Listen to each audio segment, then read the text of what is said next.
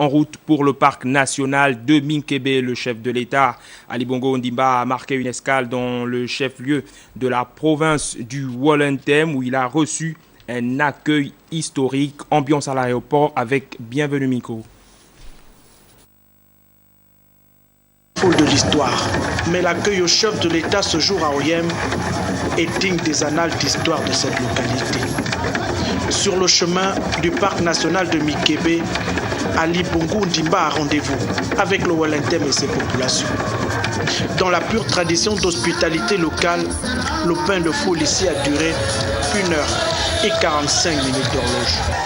L'onction, la bénédiction, l'adhésion et la mobilisation spontanée des masses avec tout d'un accueil exceptionnel. C'est exceptionnel, c'est plus que... Le mot me manque. Ça a été au top des tops dans le Wollentem. Ali a été toujours bien accueilli et les populations sont très ravies.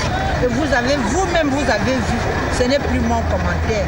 Le commentaire dépasse les commentaires. Tout ce que je peux dire, je vous dis que les mots me manquent. Il y a de l'affluence. On est venu pour soutenir notre président Ali Bongo Ondimba. L'accueil au président de la République ce jour porte la marque, le symbole même du soutien d'un peuple à celui qu'il a élu et porté à la magistrature suprême au terme d'un scrutin libre et démocratique le 30 août 2009. Il est soutenu par le... Je trouve ça très merveilleux. La mobilisation a été surélevée. Je ne sais pas si vous connaissez dans le Gabon.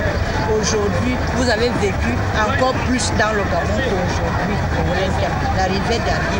Nous soutenons Ali. Nous soutenons Ali. Ces images ne sont pas virtuelles. Elles parlent d'elles-mêmes. C'est la réponse du berger à la bergère. Le message des populations du Grand Nord aux illusionnistes et aux pourfendeurs de l'action du président Ali Bongo Ondimba. Si la mobilisation donnait droit à un mandat, les niveaux de mobilisation ce jour s'offrent comme le quitus des populations locales pour un nouveau septennat à la tête du pays.